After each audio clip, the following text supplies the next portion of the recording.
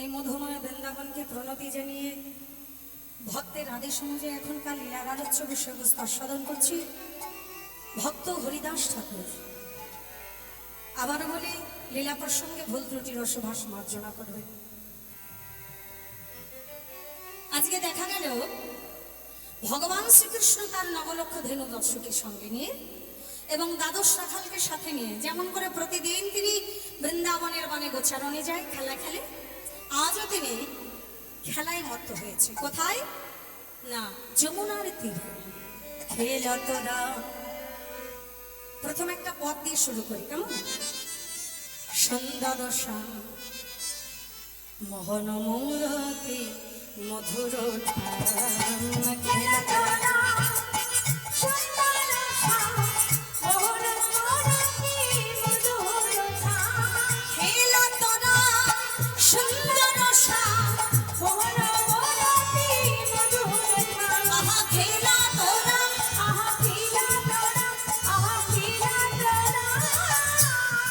প্রিয় শ্রীরাম সুদাম মেলি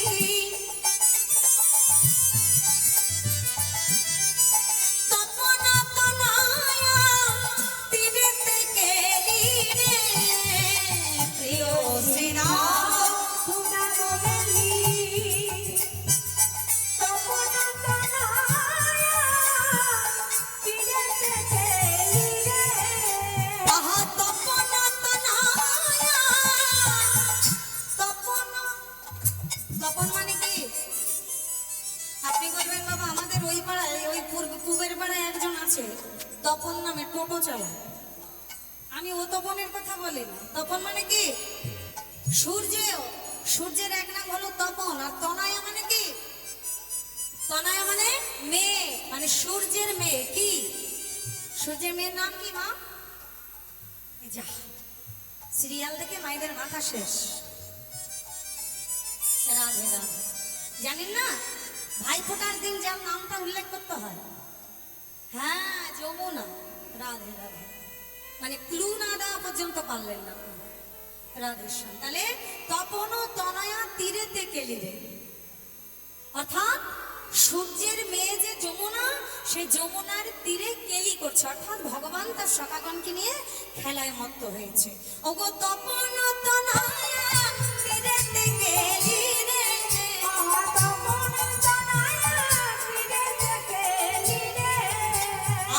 ধবলে শ্যামলি আউরে ধবলে শ্যামলি আউরে ধবলে শ্যামলি আউরে ভারত বেনু বাউরে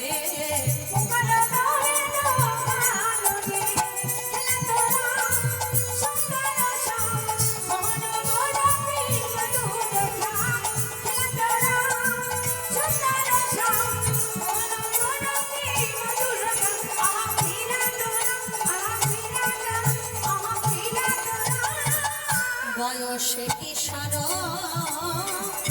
মোহন ভাতি,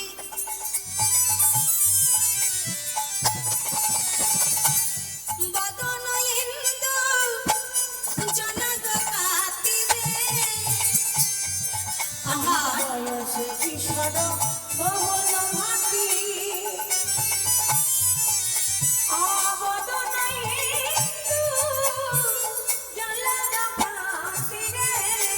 আমার চারু চন্দ্রা গুঞ্জাহার,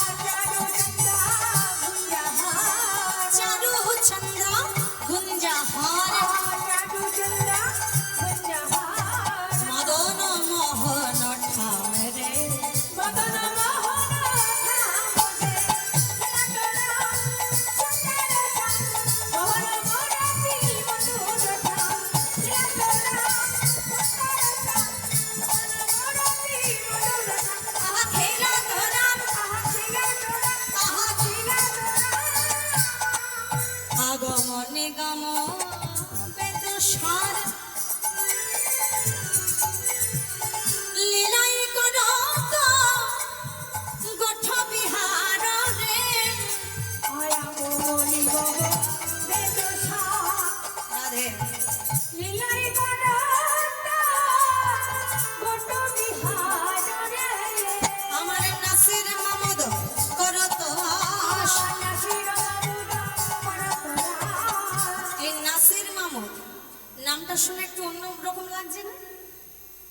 যে আমাদের সনাতন ধর্মীয় ছেলেদের এরকম নাম হয় না। নাসির মাহমুদ মানে একটা মুসলমান ধর্মীয় ঘরের ছেলে, নাম হলো তার নাসির মাহমুদ। এই যে পদটা আমরা গাইলাম, এই পদ যিনি রচয়িতা তিনি মুসলমানের ঘরের ছেলে। কি সৌভাগ্য দেখুন তার, ভগবানের অপার করুণা তিনি পেয়ে গেলেন। অথচ আমাদের মতন কত শত সনাতন ধর্মীয় ঘরের ছেলে মেয়েরা আমরা আজও পর্যন্ত ভগবানের চরণে একটা চরণ লিখতে পারলাম না। নিতাই গৌর হরি হরি। তাই তার নামটা বাবা গর্বের সহিত বলতে ইচ্ছা হয়। অগন নাসির মাহমুদ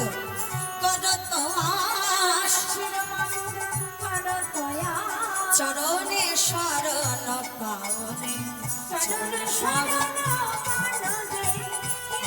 চরণে ছাড়া করোনা আমার চরণে ছাড়া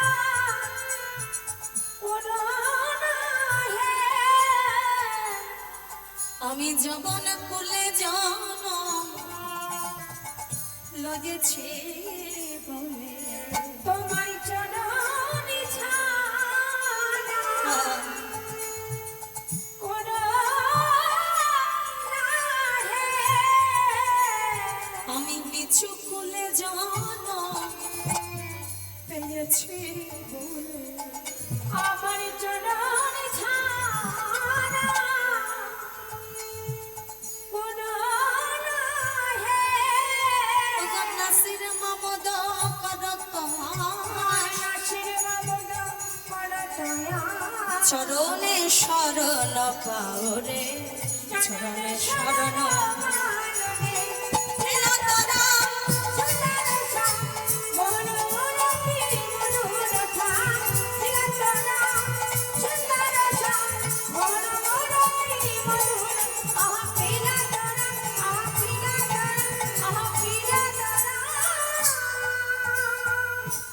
এই ভগবান যমুনার তীরে সখাগণ এবং ধেনুগণকে নিয়ে আপন মনে খেলায় মত্ত হয়েছে, ধেনু চারণ করছে। হঠাৎ করে এমন সময় সেই ব্রহ্মলোকে বাস করেন কে? কে বাস করে বাবা ব্রহ্মলোকে? ব্রহ্মা। এই ব্রহ্মা দেখতে পেল যমুনার তীরে যাকে আমরা ভগবান বলে জানি, ভগবান বলে চিনি, গণনা করি, সেই ভগবান সে কিনা সামান্য কতগুলো গোয়ালার ছেলেদেরকে সঙ্গে নিয়ে ওই নবলক্ষ ধেনুবৎস সঙ্গে নিয়ে ধৈ হই রব করতে করতে ওই যমুনার তীরে খেলায় মতো হয়েছে। ছি ছি ছি ছি ছি ছি। আবার দেখছি তাদের এটো উচ্ছিষ্ট করা ফল সখারা মুখ থেকে উচ্ছিষ্ট করে কৃষ্ণকে দিচ্ছে, আর কৃষ্ণ সেটা সমাদরে গ্রহণ করছে। আবার দেখছি সে সখাগণকে কাঁধে নিচ্ছে, আবার সখাগণের কাঁধে উঠছে। ছি ছি ছি ছি ছি ছি। এ তো ভগবান হতে পারে না বাবা। যিনি ভগবান হবেন তিনি তো কারোর উচ্ছিষ্ট গ্রহণ করবেন না, যিনি ভগবান হবেন তিনি তো কারোর কাঁধে উঠবেন না, কাউকে কাঁধে করবেন না। ইনি কেমন ভগবান হে? এই ব্রহ্মাজি মনে মনে একটু প্রশ্ন হলো। আজকে তো তাহলে যাচাই করতে হয়, একটু পরীক্ষা করতে হয়। একবারে সোজা ব্রহ্মলোক থেকে নেমে এলো এই গোলকের মাটিতে। কি করলেন? সখারা যখন খেলায় মত্ত এদিকে, আর ওদিকে নবলক্ষ ধেনুকে হরণ করে নিয়ে, যাকে বলে কিডন্যাপ, এই কিডন্যাপ করে নিয়ে গিয়ে বাবা গিরি গোবর্ধন পাহাড়ের গুহার মধ্যে দ্বার বন্ধ করে রেখে দিয়েছে। ভগবান খেলতে খেলতে চারিদিকে তাকিয়ে দেখছে একটাও ধেনু বৎস নয়, অতগুলো ধেনু গেল কোথায়?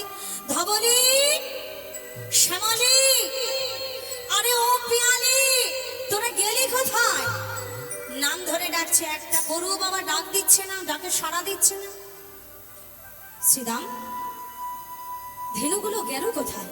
আচ্ছা তোরা একটু খেলতে থাক, আমি দেখে আসি ওরা গেল কোথায়।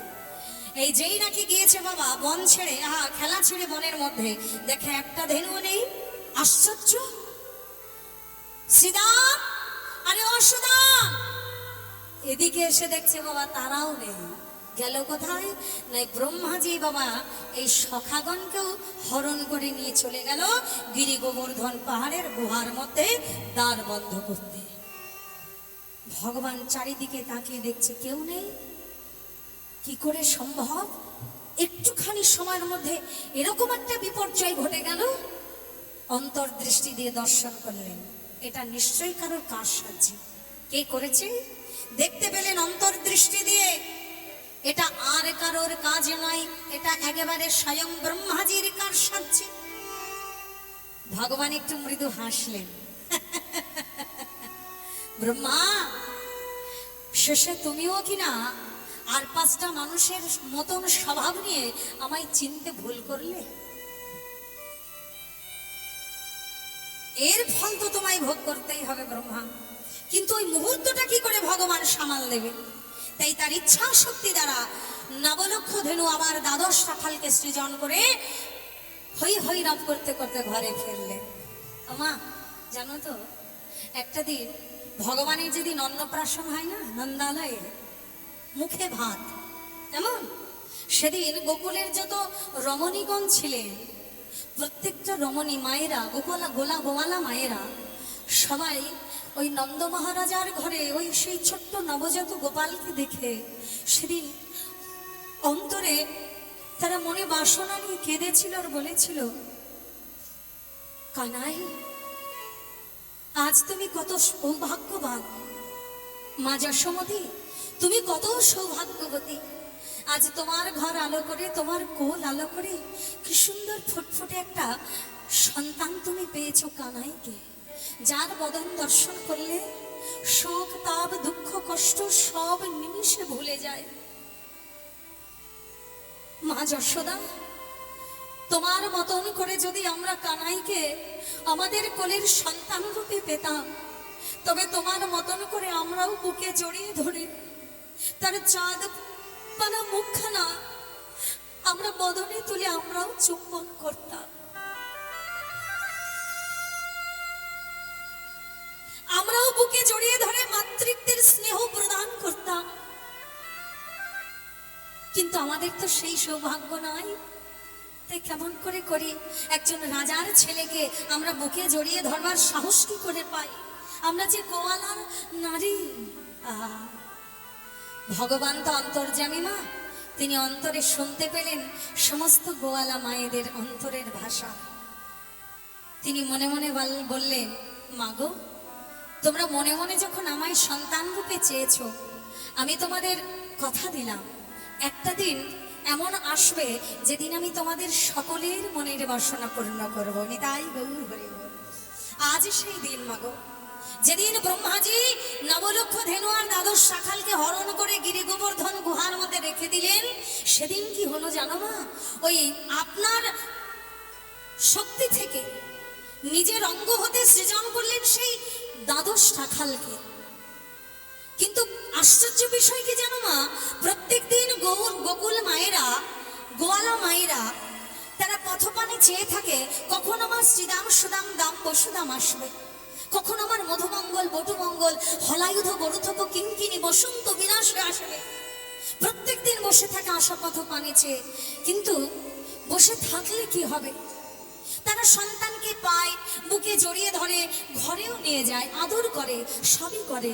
কিন্তু আজকে যখন কানাই সখাগণকে নিয়ে ঘরে ফিরছে না মা, তখন ওই শ্রীদাম সুদাম বসুদাম বটুমঙ্গল সবাইকে তাদের মায়েরা যখন বুকে জড়িয়ে ধরে আদর করছে, বদনে চুম্বন দিচ্ছে, তখন তারা নয়নের জলটার ধরে রাখতে পারছে না।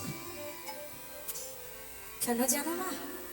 আজ তো শ্রীদাম নয়, আজ তো সুদাম নয়, স্বয়ং ভগবান শ্রীকৃষ্ণ শ্রীদাম রূপে সুদাম রূপে তার ভেতরে প্রবেশ করে মায়েদের বুকের মধ্যে জড়িয়ে আছে। নিতাই গৌর হরি বল। আজকে যেন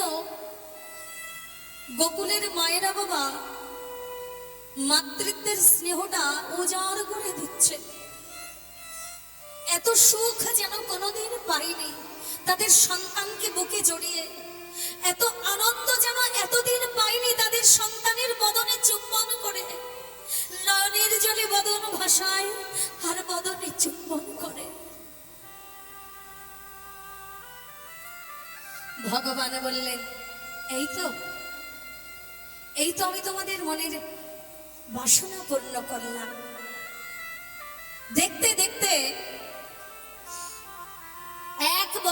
কেটে গেল মা। এইভাবে প্রতিদিন যায় আসে গোষ্ঠীতে। হঠাৎ করে একদিন ব্রহ্মাজি দর্শন করলেন যে বৃন্দাবনের মনে সেই নবলক্ষ ধেনু, সেই দ্বাদশ রাখালকে নিয়ে ভগবান লীলা করছে। চমকে উঠলেন, কি করে সম্ভব? আমি তো এদেরকে গিরি গোবর্ধন গুহার মধ্যে আবদ্ধ করে রেখেছি, এরা তবে এলো কি করে? তবে কি গোবর্ধন পর্বতের গুহা দ্বার উন্মুক্ত করে কেউ বাহির করে নিল? ছুটতে ছুটতে গেছে গুহার কাছে, গিয়ে দেখছে যেমন বাবা দ্বার বন্ধ করা ছিল তেমনই রয়েছে, দ্বার খুলে দেখছে ভেতরে যেমনটা রাখা ছিল তেমনই রয়েছে, সেই নবলক্ষ ধেনু, সেই দ্বাদশ রাখাল। তাহলে গুহার মধ্যে এরা কারা? আর যমুনার তীরে কৃষ্ণের সাথে খেলা খেলে ওরাই বা কারা? বুঝতে পারলেন ব্রহ্মাজি, তবে আমি ভগবানকে চিনতে ভুল করে ফেলেছি। ছি ছি ছি ছি ছি, আমি কি ভয়ঙ্কর অপরাধে করেছি। এই অপরাধ আমাকে ক্ষমা প্রার্থনা করতেই হবে। ছুটতে ছুটতে গেলেন ভগবানের চরণে ক্ষমা প্রার্থনা করতে। ছুটে এসে জড়িয়ে ধরলেন ভগবানের রাতুল রাঙা চরণ দোকান। ও গো অপরাধ ক্ষমা করো প্রভু নারায়ণ, আমার অপরাধ ক্ষমা করো প্রভু নারায়ণ।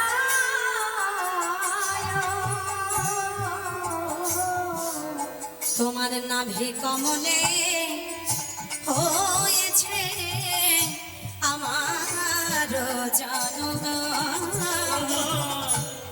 নাভি কমলে হয়েছে আমারি জন্ম। ভগবান বিষ্ণুর নাভি কমল থেকে যে কমলের উদয় হয়েছে তাহা হইতেই তো ব্রহ্মার সৃষ্টি। তাহলে হে প্রভু, তোমার নাভি থেকে যদি আমার সৃষ্টি হয় তাহলে তুমি আমার পিতা আর আমি তোমার পুত্র। তাহলে পুত্র যদি কোনো অপরাধে করে না জেনে, পিতা কি সেই পুত্রের অপরাধ কখনো গ্রহণ করে? ওগো পুত্রের অপরাধে পিতা কভু না করে গ্রহণ, তুমি মোরে ক্ষমা করো আমার এই নিবেদন। ওগো তুমি মোরে ক্ষমা করো এই নিবেদন। আমার অপরাধ তুমি ক্ষমা করো, আমার অপরাধ তুমি ক্ষমা করো। ওহে গোঠ বিহারী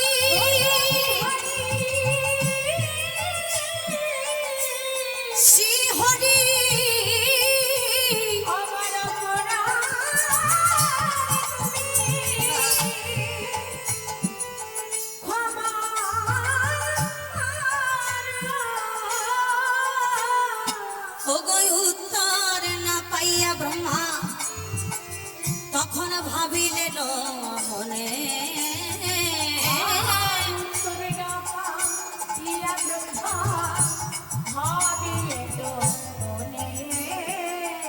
আমি ক্ষমা নাহি পাইলাম প্রভুর চরণে,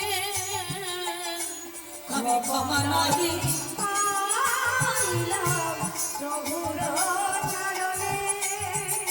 তাই প্রাশ্চিত্য করিব পাপে এই ধরায় জনমিয়া, জন্মিব পাষণ্ড কুলে আমি পাষণ্ড হইয়া, আমি জন্মিব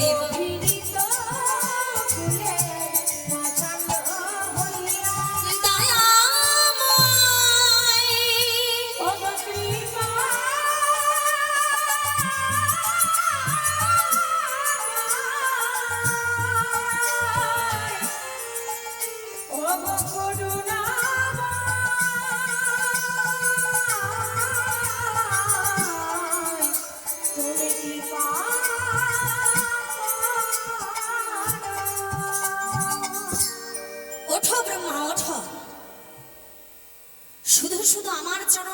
ক্ষমা প্রার্থনা করে তোমার কোনো লাভ হবে না।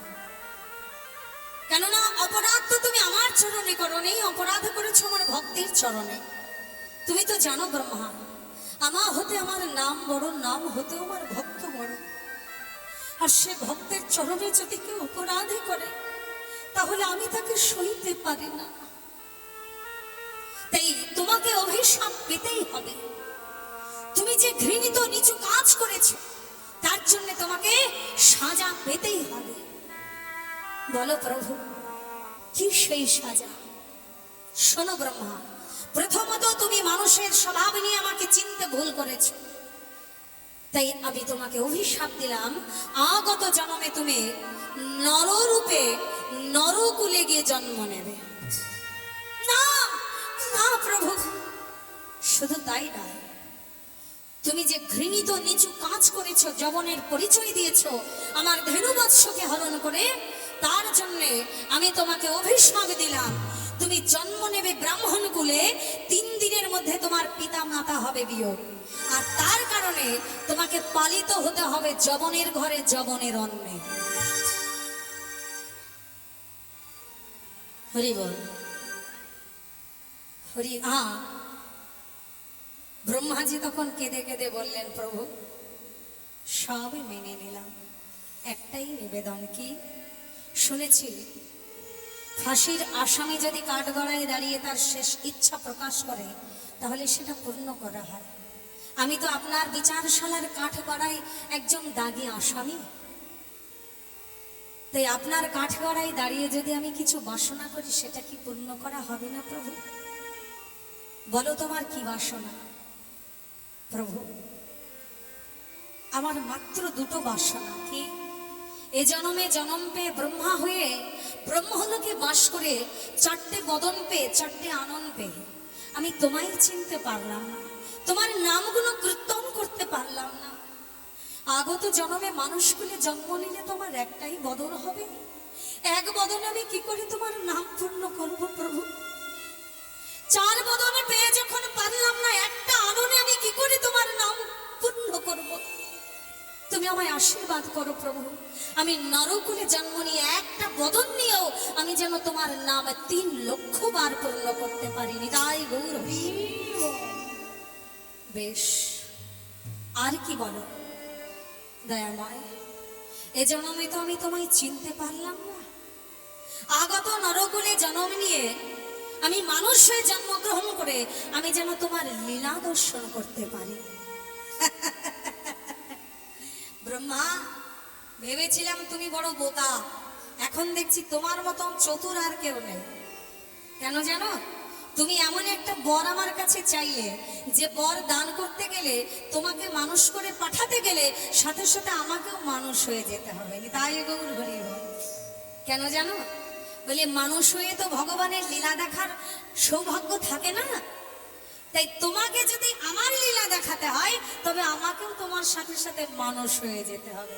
রাধে রাধে। তাই হলো বাবা।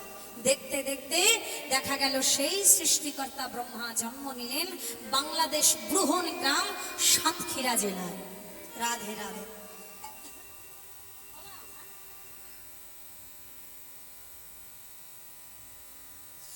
রাধেশ্বর। ও মায়েরা, বুড়হন গ্রাম, এই বুড়হন গ্রামে জন্ম নিলেন ব্রাহ্মণ কুলে।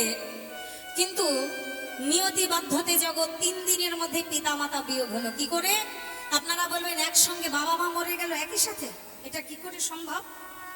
না, এটা সম্ভব ছিল তখনকার দিনে। স্বামী যদি আগে মারা যেত, তাহলে একটা গৌরীন্য প্রথা ছিল, সতীদাহ প্রথা। এই স্বামী যদি আগে মারা যেত, তাহলে তার স্ত্রীকেও ওই জীবন্ত অবস্থায় জ্বলন্ত চিতায় পুড়িয়ে দেওয়া হতো। সেই সতীদাহ প্রথা অনুসারে স্বামীর জ্বলন্ত চিতায় স্ত্রীকেও দহন করে দেওয়া হলো। এই কারণে পিতামাতা দুজনেই বাবা একদিনে বিয়োগ হলেন। এখন বাচ্চাটা পড়ে রইল একা, 3 দিনের বাচ্চার নবজাত শিশু। কি হবে বাচ্চাটার উপায়? সমাজপতিরা তখন বলা বলি করছে, হ্যাঁ গো, বাপ মা তো মরে গেল, জঞ্জাল এখন কে পোয়াবে? বলে কিসের জঞ্জাল? বলে ওই যে বাচ্চাটা পড়ে আছে 3 দিনের, কে নেবে ওর দায়িত্ব? একজন বলছে ওকে গলা টিপে মেরে ফেললে হয় না? আর একজন বলছে না না, শুধু শুধু ছুঁচো মেরে হাতে গন্ধ করে লাগবে, ওইটুকু 3 দিনের বাচ্চা গলা টিপে মেরে শেষকালে খুনের দায়ী হব। এক কাজ করা যাক, কি না, ওকে রৌদ্রের তাপে, কঠিন রবির তাপে, সূর্যের নিচে মানে মাটির উপরে, উত্তপ্ত বালুকার উপরে ওকে শুইয়ে রাখা হবে। এর মাটিটা দেতে যাবে, কিছুটা জল ঢেলে দিলে এবার জলের ভাপ উঠবে, উপরে রৌদ্রের তাপ আর নিচে জলের ভাপ, ওই দুয়ে মিলে মিশে 3 দিনের বাচ্চা তো এমনি ছটফট করে মরে যাবে। সবাই মিলে বলে এটা খাসা বুদ্ধি হয়েছে। বাবা বুদ্ধি তাহলে এটাই রইল যে 3 দিনের বাচ্চাকে ওইভাবে বাবা হত্যা করা হবে, ঠিক সেইভাবে ফেলে রাখা হয়েছে। আর সমাজপতি বলে দিয়েছে, শোনো হিন্দু সমাজ, সবাইকে বলছি তোমাদের কান খুলে শুনে নাও, এই বাচ্চাটাকে কেউ যদি স্পর্শ করে, কেউ যদি কোলে তুলে ঘরে নেয়, তাকে সমাজ থেকে বহিষ্কার করা হবে। এখন বাবা তখনকার দিনে একজন সমাজপতির অর্ডার এতটাই গুরুত্ব ছিল যে এখনকার দিনে বাবা সুপ্রিম কোর্টের অর্ডার, বোঝা গেল? তাই কেউ বাবা ভয় আর তাকে ধরছে না। আর পাশ দিয়ে হেঁটে যাচ্ছিলেন হবিমুল্লাহ দর্জি, কাজী সাহেব হবিমুল্লাহ দর্জি। রাধে রাধে। দর্জির কাজ সেরে বাজার থেকে ঘরে ফিরছে, আর এমন সময় ওই ছোট্ট বাচ্চাটার কান্নার রোদন শুনতে পেয়েছে। কে এমন করে করুণ সুরে কার বাচ্চা কাঁদে? তাকিয়ে দেখছে বাবা উঠানের মধ্যে ছোট্ট একটি শিশু পড়ে চিৎকার করে কাঁদছে। চমকে উঠলেন, এ কি, এইটুকু দুধের শিশু, একে এইভাবে কে ফেলে রেখেছে? ওগো তোমরা কেউ কি কোথাও আছো? আরে এই বাচ্চাটা কার? এমন করে কে ফেলে রেখেছে একে? আরে কেউ তো একে ধরো। এ কি বাবা মা কেউ নেই? ঘরের থেকে একজন বেরিয়ে এসেছে বাবা, পাশের ঘরের থেকে। মোল্লা সাহেব, ওর বাপ মা কেউ নেই কেন? বলে দুটোই মরে গেছে। তাহলে বাচ্চাটার আর কি কেউ নেই? বলে কেউ নেই। তাহলে বাচ্চাটার উপায়? বলে ও এখন মরে যাবে। সর্বনাশ, তাহলে তোমরা তো আছো, তোমরা ওকে কোলে তুলে নাও। আমরা সমাজপতির আদেশ, যে ওকে স্পর্শ করবে তাকে সমাজ থেকে বাহির হতে হবে। কে বাবা ওই ঝামেলা নেবে? সে কি, হাইরে হিন্দু সমাজ, হাইরে সমাজের নির্মমতা, হাইরে সমাজের বর্বরতা। এই ছোট্ট শিশুর উপরে এমন নির্মম অত্যাচার। ছুটে গিয়ে হবিমুল্লাহ দর্জি ওই মুসলমান হয়ে হিন্দুর ছেলেটাকে কোলে তুলে নিল। যেই কোলে তুলে নিয়েছে না বাবা, পিতার স্নেহটা যেন ওই সন্তানের উপরে জেগে উঠেছে, বুকে জড়িয়ে ধরল। একি মোল্লা সাহেব, আপনি মুসলমান হয়ে হিন্দুর ছেলেকে ছুঁয়ে দিলেন? ছি ছি ছি ছি ছি, এ তো অস্পৃশ্য হয়ে গেল, একে তো আর কেউ গ্রহণ করবে না। হবিউল্লাহ একটু হেসে বলে উঠলেন, যাকে মারবার ষড়যন্ত্র করে তোমরা ফেলে রেখেছো, আর তাকে আমি ছুঁয়ে দিয়েছি বলে তোমাদের জাত চলে গেল? শোনো, তোমাদের জাত যাওয়ার ভয় আছে, আমার নেই। কেন না আমি মুসলমান, তাই আমার তো জাতের ভয় নাই, আমায় কেউ সমাজ থেকে বের করবে না। তাই আজকের থেকে এই বাচ্চাটাকে আমি মানুষ করবো। নিতাই গৌর হরি, রাখে হরি তো মারে কে, আর মারে হরি তো রাখে কে? যিনি স্বয়ং ব্রহ্মা, সৃষ্টিকর্তা ব্রহ্মা, তাকে মারবার ক্ষমতা বাবা আমার আপনার মতন সাধারণ মানুষের কি আছে গো? যাকে হরি বাঁচিয়ে রেখেছে। এই হবিমুল্লাহ দর্জি বুকে জড়িয়ে ধরে সেই নবজাত বাচ্চাটাকে ছুটতে ছুটতে ঘরে গিয়েছে। আঙিনার মাঝে দাঁড়িয়ে তার স্ত্রী বেগম, মানে আমরা বলি স্ত্রী আর ওদের মধ্যে বলে বেগম, তার বেগমের নাম ছিল আমিনা। চিৎকার করে ডাকছে, আমিনা, আমিনা, এসো, দেখো তোমার জন্য আমি কি নিয়ে এসেছি, কাকে নিয়ে এসেছি। ছুটতে ছুটতে এসেছে। এ কি, এ তুমি কার বাচ্চা নিয়ে এসেছো? এ তুমি কাকে নিয়ে এসেছো? না না, আমি না, ভয় পেও না, আমি ওকে চুরি করে নিই। তাহলে এ কার বাচ্চা? এর যে কেউ নেই, আমি না, এর বাবা মা দুজনেই মরে গেছে। জানো আমি না, আমি অনেক ভেবে দেখলাম যে আমাদের আল্লাহ তাআলা আমাদের তো মনের বাসনা পূর্ণ করতে পারে নাই, তাই বোধহয় এই বাচ্চাটাকে আমাদের কাছে পাঠিয়ে দিয়েছে। শত চেষ্টা করেও তোমার কোলে একটা ছোট্ট শিশু আমি এনে দিতে পারলাম না। আজ পর্যন্ত আমাদের বাবা মা বলে ডাকবার মতন একটা বাচ্চা আমরা নিতে পারলাম না। তাই আমাদের আল্লাহ বোধহয় আমাদের এই বাচ্চাটাকে পুরস্কার হিসাবে পাঠিয়েছে। হ্যাঁ গো, আমি না, আমরা কি পারি না পিতামাতার স্নেহ, মায়া, মমতা, ভালোবাসা দিয়ে এই বাচ্চাটাকে মানুষ করতে? আমি না বাচ্চাটাকে কোলে তুলে বুকে জড়িয়ে ধরেছি, হাউ হাউ করে কাঁদছে। খোকা, খোকা। হ্যাঁ গো, ওর কি নাম দেব গো, কি নামে ডাকবো ওকে? মোল্লা সাহেব বলে উঠলো, আমি না, ওর তো তিন কুলে কেউ নেই, বাপ মার দুজনকেই হারিয়েছে, তাই ওর নাম দিলাম হারেশ। হারেশ, হারেশ। দিনে দিনে হারেশ এবার বড় হয়, দিন যায়, মাস যায়, বছর যায়, হারেশ দিনে দিনে বাড়ছে। আর হবিবুল্লাহ দর্জি কি করে, প্রত্যেকদিন মসজিদে যায় বাবা, 5 ওয়াক্ত নামাজ না পড়ে জলটুকু গ্রহণ করে না। যখন মসজিদে যায়, ওই হারেশের হাতখানা ধরে নিয়ে মসজিদের এক কোণে বসিয়ে দেয়, যাতে ভবিষ্যতে ও বাবা তাদের আল্লাহর নাম বলতে শেখে। এই হাতটা ধরে নিয়ে মসজিদের কোণে যে বসিয়ে দিয়েছে, ওদিকে হবিবুল্লাহ দর্জি তার আল্লাহর নাম করছে, আর এদিকে হারেশ মসজিদের কোণে বসে নয়নের জলে বদন ভাসাইয়ে জয় কৃষ্ণকে সব, আস্তে আস্তে, কৃষ্ণ কেশব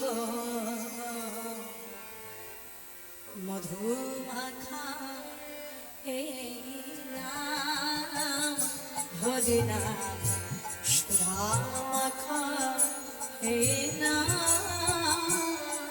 জয় কৃষ্ণ উলুধ্বনি, জয়ধ্বনি হয় না। কৃষ্ণ কেশব মধু মাখা এই নাম, হরি নাম সুধা মাখা এই নাম। জয় কৃষ্ণ কেশব, কৃষ্ণ কেশব মধু মাখা হে নাম, হরি নাম সুধা মাখা হে নাম। জয় কৃষ্ণ কেশব, কৃষ্ণ কেশব মধু মাখা এই নাম, হরি নাম সুধা মাখা এই নাম জপরে জপরে জপরে রসনা, জপরে জপরে জপরে রাসনা, নাম জপরে জপরে জপরে রসনা, জপরে জপরে জপরে রাসনা, সুধা মাখা এই নাম, হরি নাম মধু মাখা এই নাম, হরি নাম সুধা মাখা এই নাম। ওগো নাম জপ ভোলো আপনারে, ভুলে যায় তৃষা,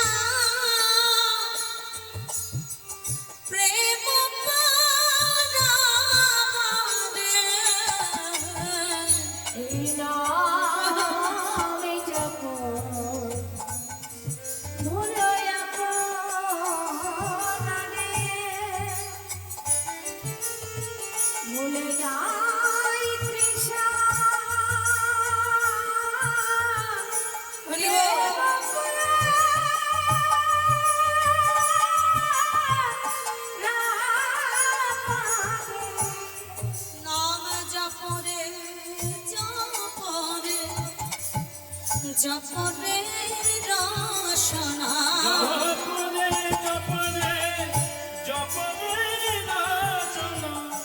সুধা মাখা হে নাম হরি নাম মধু মাখা ধ্বনি রাধে জয় কৃষ্ণ হরি বল।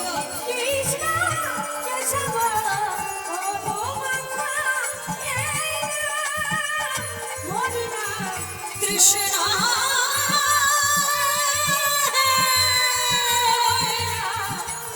কৃষ্ণ হে কৃষ্ণ হে। চুপ কর, চুপ কর হরেশ, চুপ কর। ছি ছি ছি ছি ছি, তুই কি জানিস না এই নাম বলা যে আমাদের গুনাহ। মুসলমানীয় ভাষায় আমরা যেটাকে বলি দোষ হয়, মুসলমানীয় ভাষায় বলে সেটাকে গুনাহ। বলি এই নাম করলে আমাদের গুনাহ হবে, আমরা বেহেশতে যেতে পারবো না। মানে আমরা যেটাকে বলি স্বর্গ, ওরা সেটাকে বলে বেহেশত। এই নাম করলে আমরা বেহেশতে অর্থাৎ স্বর্গে যেতে পারবো না। চুপ কর হরিশ, চুপ কর। কিন্তু বাবা তুমি তো আমায় চুপ করতে বলছো, মুখটা না হয় আমার বন্ধ করে দিলে, ভেতরটা কি করে বন্ধ করবে? সে তো সর্বক্ষণ জপে চলেছে। হরিশ বলিস না, দেওয়ালেরও কান আছে, কেউ যদি শুনে নিয়ে কাজী সাহেবের দরবারে একবার বলে দেয় তবে যে তোকে কেউ বাঁচাতে পারবে না। কিন্তু বাবা এই সব খবর কি আর কোথাও চাপা থাকে গো? এই খবরগুলো আগে ছোট, খবরটা পৌঁছে গেল কাজী সাহেবের দরবারে। হুজুর হুজুর কি হয়েছে? আগে হুজুর ওই হবি মোল্লা দর্জির ছেলে সে নাকি হিদুয়ানি করছে। মানে মুসলমানদের এমন একটা বাবা কড়া নির্দেশ যে আমাদের ভগবান শ্রীকৃষ্ণের নামটা তারা মুখে তুলবে না, আকার ইঙ্গিতে যে করে হোক তারা অন্যভাবে বোঝাবে, কিন্তু নামটা মুখে তুলবে না। এই জন্য ওরা বলছে না সরাসরি যে হবিবুল্লাহ দর্জির ছেলে কৃষ্ণ নাম করছে। গিয়ে নালিশ করছে যখন, তখন কি বলছে? আগে হুজুর হবিবুল্লাহ দর্জির ছেলে সে নাকি হিদুয়ানি করছে। কি বললে? এত বড় সাহস বেটার, এত বড় স্পর্ধা কোথায় আছে? যাও ধরে নিয়ে আসো সে বেটাকে। এই বাবা পেয়াদার দল ছুটতে ছুটতে গিয়েছে, ধরে নিয়ে এসেছে ওই হারেশকে। লক্ষ্য করবেন বাবা, আর আপনাদের বেশিক্ষণ কষ্ট দেব না। এবার যতই সামনের দিকে এগোবেন ততই বাবা লীলার আকর্ষণ বেড়ে যাবে। আর আকর্ষণ থাকতে থাকতে আপনাদের বিদায় দিয়ে দেবো, কেননা অনেক সময় ধরে বাবা আপনারা আপনাদের মূল্যবান সময় দান করছেন। কেননা সেই সন্ধ্যার আগের থেকে মানে ভাগবত পাঠ থেকে বসে আছে। দাঁড়িয়ে থাকা যায় অনেকক্ষণ, কিন্তু বাবা বসে থাকা যায় না, কোমরটা ধরে যায়, আমি বুঝি। তাই আপনাদের কষ্টটা আমি বুঝতে পারছি। আমি চেষ্টা করব মূল অংশটা আপনাদের জানাইয়ে লীলাটা সম্পূর্ণ করতে। একটু কষ্ট করবেন মা, আর আপনাদের কষ্ট দেবো না এই বছরটাই তো। রাধে রাধে। প্রতি বছরে বছরে যেন এইভাবে আপনাদের একটু যন্ত্রণা দিতে আসতে পারি, এই কামনাই করি বাবা, আর কিছু চাই না।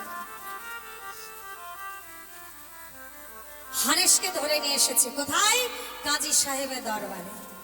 হারেশ, লোকমুখে যেটা শুনছি সেটা কি ঠিক? তুমি নাকি হিদুয়ানি করছো? এ হুজুর মানে আমি তো মিথ্যা বলতে শিখিনি হুজুর, আপনি যেটা শুনেছেন ওটাই ঠিক। ও তার মানে তুমি ওই হিদুয়ানি করছো? তুমি কি জানো হারেশ, এই নাম করলে তোমার কি দণ্ড হতে পারে? আগে জানি হুজুর, বড় জোর আপনি আমাকে গদ্দান দেবেন, এর বেশি কিছু তো না। আশ্চর্য, তুমি আমার মুখের সামনে দাঁড়িয়ে বড় বড় কথা বলছো, তোমার ভয় হচ্ছে না? আগে হুজুর, প্রভুর নাম করব তাতে ভয় কিসের? প্রভুর নাম করতে গিয়ে যদি মৃত্যু দণ্ড হয়, জানবো সেই মৃত্যুই আমার শ্রেষ্ঠ। নিতাই গৌর হরি। জং জং পাপি শরণং ভাবং তস্ত জন্তু কলেবরং তং তমি বন্তি কন্তে ঔষধ তদ ভাবে ভাবতি। যদি কোন জীব মরার কালে কৃষ্ণ নাম জপতে জপতে মরে। ওমা, শাস্ত্র বলছে যে ভাবনা ভাবতে ভাবতে আপনি পরলোক গমন করবেন, পরবর্তীকালে জন্ম নিয়ে আপনি যেখানে আপনার বলা বা ভাবনাটা শেষ করবেন সেখান থেকে পুনরায় আবার আপনার ভাবনা শুরু হবে। তাই গৌর হরি। আপনি যদি সুন্দর নারীর কথা ভাবতে ভাবতে কামাসক্ত মনে বাবা মৃত্যু গমন করেন, তাহলে পরবর্তীকালে জন্ম নিয়ে ওই সুন্দর নারীর দিকেই আপনি লালায়িত হবেন, ভাগবতের দিকে আপনি অগ্রসর হতে পারবেন না। যদি বিষয় ভাবনা ভাবতে ভাবতে সন্তান নাতিপুতির কথা ভাবতে ভাবতে যদি গমন করেন পরলোক, তবে পরকালে জন্ম নিয়ে ওইখান থেকে আপনার আবার পুনরায় সৃষ্টি হবে সব। এই জন্যে হুজুর, আমি যেন কৃষ্ণ নাম বলতে বলতে আমার শেষ নিঃশ্বাস ছাড়তে পারি। এই ধর্মটাকে আমি আর সইতে পারছি না। আমার মহলে দাঁড়িয়ে এত বড় স্পর্ধা যে আমার সামনে দাঁড়িয়ে ওই নাম করছে, আমি আর শুনতে পাচ্ছি না। কে আছিস? ওটাকে পিঠ মুড়ে বাঁধ। যতক্ষণ ওই নাম না ছাড়বে ততক্ষণ বেটাকে মারতেই থাকবে। মারতে মারতে যদি ওর প্রাণ চলেও যায় তাতে কোনো দুঃখ নেই। যতক্ষণ নাম না ছাড়বে ততক্ষণ বেটাকে মারতে থাকবে। আমি আদেশ করছি। পিঠ মোড়ে বেঁধেছে মা, 3 জনা পায়ের দিকে আর 2 জনা হাতের দিকে। এই বেঁধে নিয়ে বাবা মারতে মারতে যাচ্ছে। কোথায় যাচ্ছে? হুগলি ডিস্ট্রিক্ট বাবা, পান্ডুয়া 22 বাজারে। কেমন? তখনকার দিনে বাংলা আর ভারত একাকার ছিল, তাই বাংলাদেশ আর ভারতটা ভিন্নভাবে দেখা হতো না। এই পান্ডুয়ার 22 বাজারের দিকে নিয়ে যাচ্ছে মারতে মারতে। এমন সময় হারেশ বলে উঠল, ওগো তোমাদের একটা অনুরোধ করব। পেয়াদাদেরকে বলছে। কি বলো? মানে আমি তো আর কোনোদিন হয়তো ফিরে আসবো না, কেননা তোমরা আমাকে যেভাবে মারছো হয়তো আমি প্রাণটা হারিয়ে ফেলবো মার খেতে খেতে। যদি আমি আর কোনোদিন ফিরতে না পারি তাহলে তো আমার বাবা মায়ের সঙ্গে আর দেখা হবে না। একটিবারের জন্যে আমার বাবা মায়ের সাথে একটু দেখা করতে দেবে? আমি দুদণ্ড সময় নেব, আর একটু সময় নষ্ট করব না। এই পিঠ মুড়ে বাঁধা রয়েছে, ওই অবস্থাতেই আমিনার কাছে গিয়ে আছাড় খেয়ে পড়েছে তার চরণের কাছে। একে হারেশ, তোর এই অবস্থা কে করলো? মা, কৃষ্ণ নাম করেছি বলে সেই অপরাধে আমায় দণ্ড দিয়েছে। কতবার বলেছি হারেশ, ওই নামটা ছেড়ে দে হারেশ। দেখলি তো মায়ের কথা বাবার কথা না শুনলে কি দুর্গতি হয়। এখনো বলছি হারেশ, ওই নামটা ভুলে যা খোকা। মা, এখন আর এসব বলার সময় নয়। আমি একটা কথা তোমায় বলতে এসেছি। ছোট থেকে বড় হয়েছি, আর বড় হয়ে জেনেছি তোমরাই আমার বাবা মা। তোমরাই আমাকে পালন করেছো, মানুষ করেছো, অনেক দিয়েছো মা, অনেক পেয়েছি তোমাদের থেকে। স্নেহ, মমতা, ভালোবাসা দিয়ে আমায় ভরিয়ে তুলেছো, কিন্তু বিনিময়ে আমি তোমাদের কিচ্ছু দিতে পারিনি। মা, যাবার কালে আমার একটা আবেদন রাখবে? খোকা, অমন করে বলিস না, বল তোর কি আবেদন? যাবার বেলা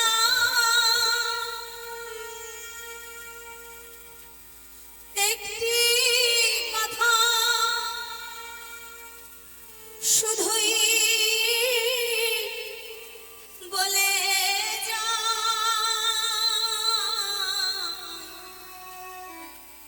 জনম জনম এই হরিনাম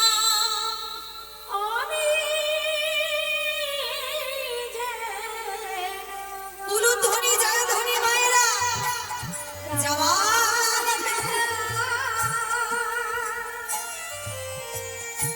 একটি কথা শুধুই বলে যায়, জনমে যায়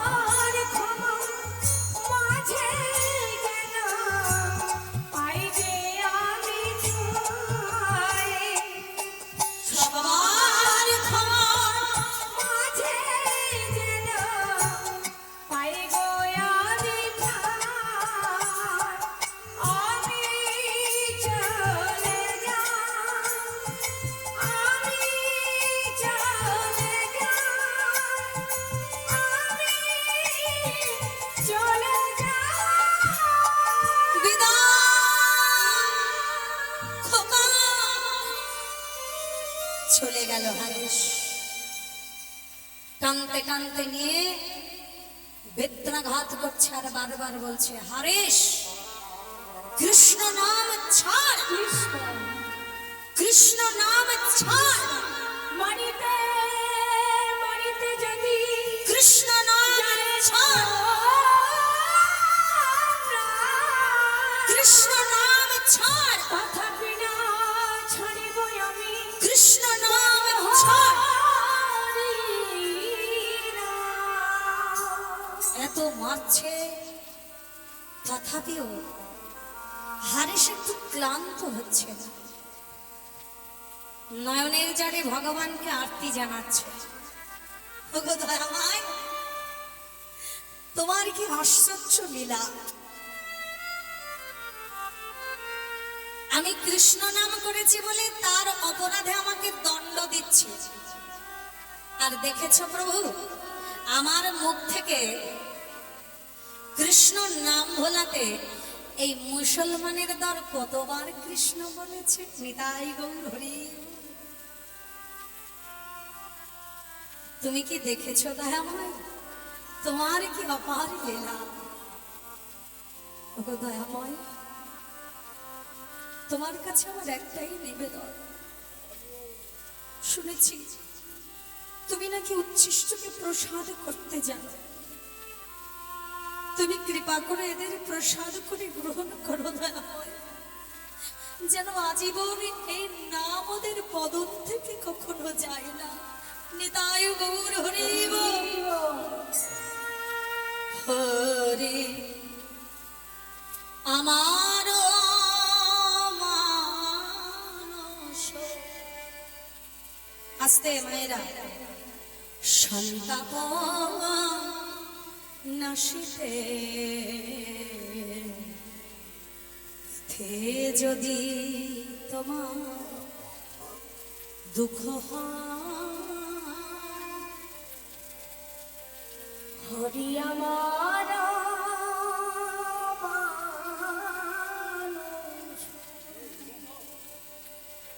সমিতাপ নাশিতে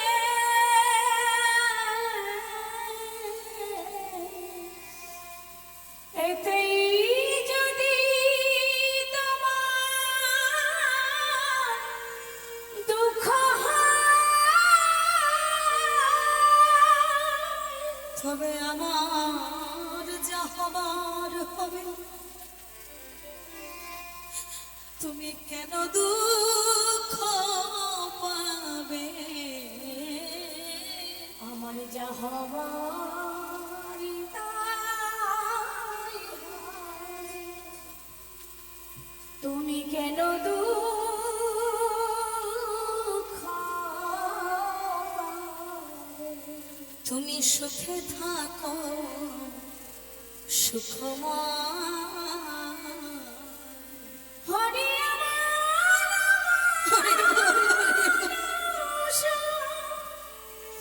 সমিতাপ নাশিতে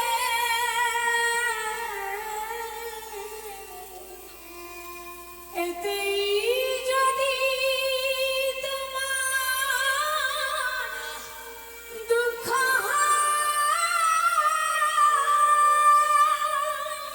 আমায় ফেলে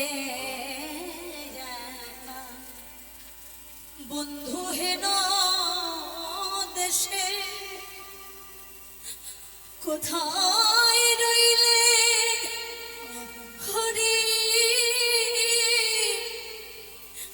তুমি কোথা রইলে বসে আমায় ফেলে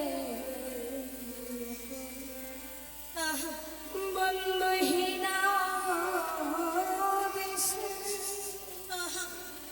কোথায় রইলে হরি।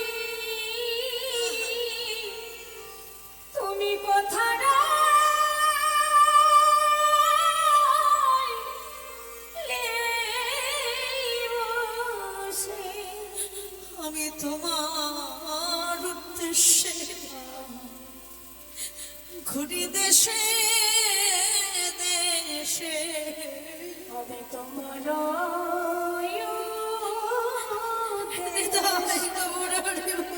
ঘুরি দেশে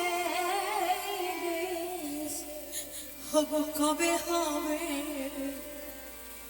পরিচয় ঘুরি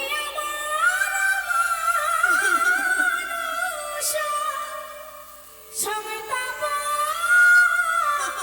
নাশিতে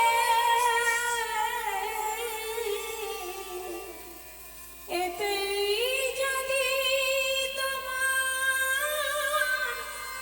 দুঃখ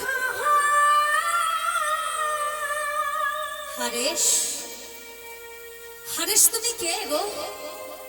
এত মাছি তথাপিও তুমি একটু ক্লান্ত হচ্ছ না? তুমি কি কোনো মহাপুরুষ নাকি কোনো পীর? কে তুমি? আচ্ছা হারেশ, তুমি একবার অন্তত মরো। তুমি তো জানো তুমি না মরলে যে আমাদের গদ্দান যাবে। হারেশ একটু হেসে উঠল। আচ্ছা, আমি না মরলে বুঝি তোমাদের গদ্দান যাবে? এটা তো হতে পারে না। আমি আমার একার জন্য তোমাদের 5 জনের মৃত্যু হোক। তাহলে বরং এই ভালো, তোমরা বেঁচে থাকো, আমি একাই মরি। রাধে রাধে। তবে শোনো, মরতে পারে একটা শর্ত। কি? আমি মরার পরে আমাকে তোমরা কেউ কবরও দেবে না, আর কেউ আগুনে পুড়িয়েও দেবে না। তাহলে কি করব? বলে আমার এই লাশটা তোমরা গঙ্গার জলে ভাসিয়ে দেবে। তাই গৌর হরি।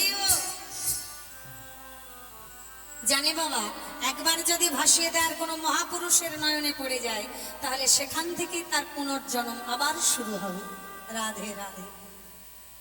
তাই কথা মতন কি করা হলো? এবার হারেশ বাবা মরছে। কি করে দেখুন, মার খেয়ে নয়, পেয়াদাদের হাতে মার খেয়ে নয়। তিনি তো বাবা স্বয়ং সৃষ্টিকর্তা ব্রহ্মা, রূপে গুণে একেবারে সাক্ষাৎ যেন ব্রহ্মা, কিন্তু মানুষের রূপ নিয়ে শুধু এসেছে। গুণটা তো বাবা ভোলে নাই। তাই সেই গুণের মহিমা দিয়ে, মায়া শক্তি দিয়ে তিনি অন্তর থেকে অন্তর ধ্যান হলেন। বাইরে শুধু বাবা বডিটা পড়ে আছে, ভেতর থেকে তিনি যেন উদাও হয়ে গেছে, কিন্তু আসলে বাবা বেঁচেই আছে। এবার সবাই জানলো মরে গেছে। ওই লাশটা ধরাধরি করে গঙ্গার জলে ছুঁড়ে ফেলল। আর যেই নাকি বাবা ছুঁড়ে ফেলেছে, আর ভাসতে ভাসতে ওই ডেড বডিটা কোথায় এসেছে না, আমাদের রানাঘাট পেরিয়ে হবিপুর পার করে শান্তিপুর, যেখানে অদ্বৈত প্রভুর শ্রীপাঠ, সেই বাবলার বারোকোনা ঘাটে এই লাশটা এসে বাবা উঠেছে। আর অদ্বৈত প্রভু, যিনি ভোলানাথের দ্বিতীয় কলেবার, মানে শিব ঠাকুরের দ্বিতীয় কলেবার, যিনি অদ্বৈত আচার্য হয়ে এসেছেন কলিযুগে, সেই অদ্বৈত আচার্য প্রত্যেক দিন বিষ্ণু ভগবানের চরণে বাসি ফুল তুলসী নিবেদিত করা, সেই ফুল তুলসী, ওই বাসি ফুল তুলসী সকালবেলায় গঙ্গায় ভাসাতে গিয়ে স্নান করতে গেছে। আর এমন সময় দেখছে একটা লাশ বাবা ভেসে আসছে। কিন্তু চমৎকার বিষয় কি, যদি বাবা ডেড বডি মরাই হবে, তবে তার অঙ্গ থেকে কেন জ্যোতি প্রকাশ হবে? অদ্বৈত প্রভু চমকে উঠলেন, এ কি, এ তো কোনো সাধারণ মানব হতে পারে না, এর অঙ্গ থেকে কেন জ্যোতি প্রকাশ হচ্ছে? এ কে?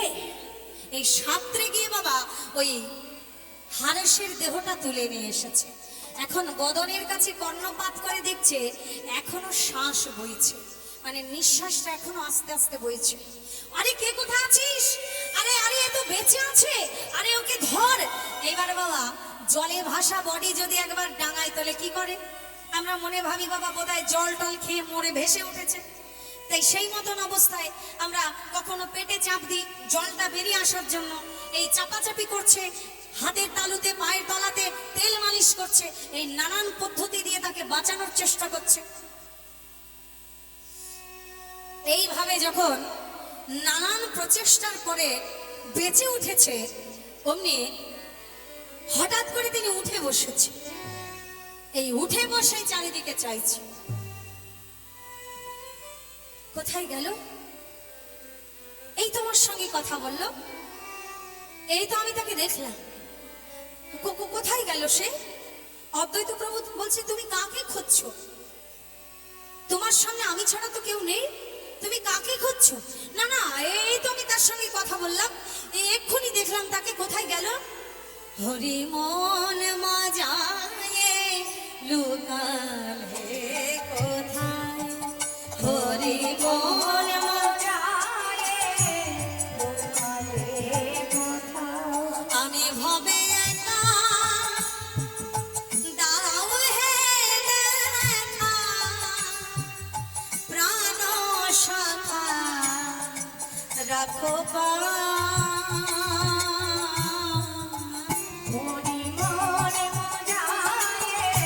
নিতাই গৌর হরি হরি বল।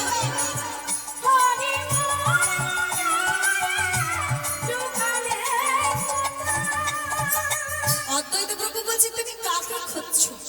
এই তোমার সেই হরি, আমি হরির সঙ্গে কথা বললাম। অদ্বৈত প্রভু চিনে ফেললেন একটা কথায়, প্রভু তুমি কে? নয়নের দিকে তাকিয়ে দেখে সেই চেনা নয়ন, বদনের দিকে তাকিয়ে দেখে সেই চেনা বদন। অদ্বৈত প্রভু হারেশকে জড়িয়ে ধরেছে, দুটি নয়নের জলে ভেসে, প্রভু তুমি, তোমার এই দুর্দশা কে করেছে?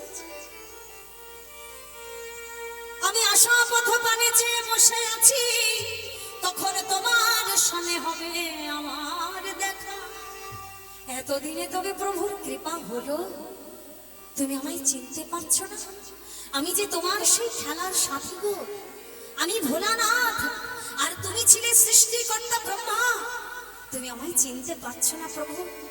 এই দুই প্রভুর বাবা একত্রিত মিলন হলো। ভাববে না এখানে শেষ হয়ে গেল, এখনো মিলন রয়েছে। এখন অদ্বৈত প্রভু সঙ্গে সঙ্গে হারেশকে পেয়ে তার কর্ণমূলে 10 অক্ষর গোপাল বীজ মন্ত্র দান করে দীক্ষা দিলেন। এই সেই থেকে অদ্বৈত প্রভু হলেন হারেশের গুরুদেব, আর গুরু ঘরে গিয়ে নামটা পরিবর্তন হয়ে গেল। হারেশ, আজকের থেকে তোমায় আর হারেশ বলে কেউ জানবে না, আজ থেকে গুরু ঘরের নাম হলো, তোমার নাম হরির দাস, অর্থাৎ তুমি ভক্ত হরিদাস। প্রভু, তাহলে আমার হরির কৃপা কি আমি পাবো না? তার দেখা কি পাবো না? অদ্বৈত প্রভু বলেন, পাবে। কোথায় গেলে? না, নির্জন নিরালায় যেতে হবে, সেখানে বসে তোমাকে ভজন করতে হবে, তবেই তুমি হরির কৃপা পাবে। কোথায় যাব প্রভু? যাও চলে বেনাপোল জঙ্গলে গিয়ে তুমি সাধন ভজন করো। এই বেনাপোলটা কোথায় জানো মা? এই আমাদের কাছেই বনগা যে বর্ডারটা, বর্ডারের এপারটা হচ্ছে পেট্টাপোল বর্ডার, আর ওপারটায় গেলেই বেনাপোল জঙ্গল, বেনাপোল বর্ডার, যেটা যশোর জেলার মধ্যে পড়ছে। এই যশোর জেলার অন্তর্গত সেই বেনাপোল জঙ্গলে গিয়ে এই হরিদাস ঠাকুর ভজন কুটির করলেন। সেখানে তুলসী প্রত্যেক দিন পরিক্রমা করে, তুলসীকে স্নান করায়, ভগবানের গুণকীর্তন করে, 3 লক্ষ নাম পূর্ণ না করে জল গ্রহণ করে না। এইভাবে দিন চলছে, আর সেখানে সেই হরিদাস ঠাকুরের নাম শ্রবণে অগণিত ভক্ত কোথা থেকে যেন ভ্রমণের মতন উঠতে উঠতে চলে আসছে। আর সংবাদটা পৌঁছে গেল কার কাছে? রাজা রামচন্দ্র খায়ের কাছে। হ্যাঁ, এই রাজা রামচন্দ্র খা ছিলেন ওই বেনাপোলের মস্ত বড় রাজা। হরি বল, রাধে রাধে। ভুল বললাম? ভুল বললাম? রাধে শ্যাম। আর ইনি ছিলেন কি? শাক্ত। আর অল্প সময় বাবা, 5-7 মিনিট, আর সময় নেব না আপনাদের কাছ থেকে। এই রাজা রামচন্দ্র খা, ইনি ছিলেন শাক্ত। মানে বোঝেন? শাক্ত মানে হচ্ছে মায়ের ভক্ত, মা কালীর পূজারী। হরি বল। তো মায়ের ভক্ত তার কাছে পৌঁছে গেছে, রাজামশাই, রাজামশাই, কি হয়েছে? বলে, আপনারই রাজ্যে এক ভণ্ড সাধুর এসেছে, এক ভণ্ড সাধুর উৎপাত হয়েছে। বলে, বলো কি? বলে, হ্যাঁ, কোথাও হতে এক লেংটি পড়া সাধু এসে সে ভজন কুটি তৈরি করে সেখানে অগণিত ভক্তে প্রজাগণ সবাই ভক্ত হয়ে গেল যে। আরে আপনার তো মান মর্যাদা কিছু থাকবে না। কি বললে? আমার রাজ্যের প্রজা ভক্ত হয়ে তার কাছে পৌঁছে কাছে যাচ্ছে, আমার কাছে না এসে? এটা তো হওয়া যায় না, এটা তো হতে দেওয়া যায় না। কি করা যায়? কিন্তু আমি তো রাজা, আমায় তো অকাজ কুকাজ করলে হবে না, বদনাম হয়ে যাবে। কি করা যায়? ওই ওই সাধুকে কি করে তাড়ানো যায়? মনে মনে ভাবলেন, আমার কাছে আছে একটা ব্রহ্ম অস্ত্র। যেমন বাবা ইন্দ্রদেবের প্রণোচনায় পড়ে, হরি বল, রাধে রাধে, মেনকা উর্বশী এরা বাবা ধ্যান ভঙ্গ করেছিলেন বিশ্বামিত্র মুনির। কেমন? ঠিক তদ্রূপ করে আমার কাছে আছে একটা ব্রহ্মাস্ত্র, নাম হলো তার লক্ষ্য হীরা। রাধে রাধে। এই লক্ষ্য হীরাকে দিয়েই ওই সাধুকে ভণ্ড প্রমাণ করে বদনাম করে আমার এই রাজ্য থেকে তাড়াবো। রাধে রাধে। ভগবানের কাজ ভগবান করে, আর এমন সময় বাবা এই লক্ষ্য হীরা এসে রাজ দরবারে হাজির। কে তুমি, কে তুমি? এই দেখো লক্ষ্য হীরা এসেছে তো, তাহলে লক্ষ্য হীরা যেখানে এসেছে সেখানে সেই মতো ভাবে চলতে হবে। কে তুমি তন্দ্রা হরণী, কে তুমি তন্দ্রা হরণী, কে তুমি তন্দ্রা হরণী, দাঁড়িয়ে আমার চোখের আগে ভরালে মন পুষ্প লাগে, দেব চম্পা হরণী, কে তুমি তন্দ্রা হরণী, কে তুমি তন্দ্রা। হরি হরি বল।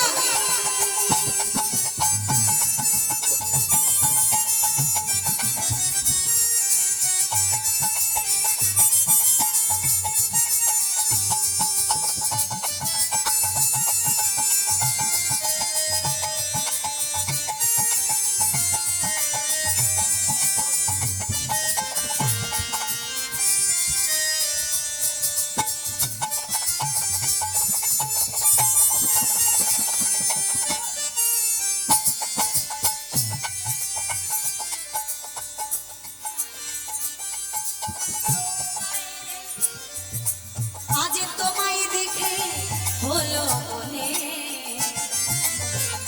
তুমি ছিলে মনের কোণে। আজ তোমায় দেখে হলো মনে। কে বলছে কথা? রাজামশাই লক্ষ্য হীরাকে দেখে বলছে। কি মনে হলো? আজ তোমায় দেখে হলো মনে,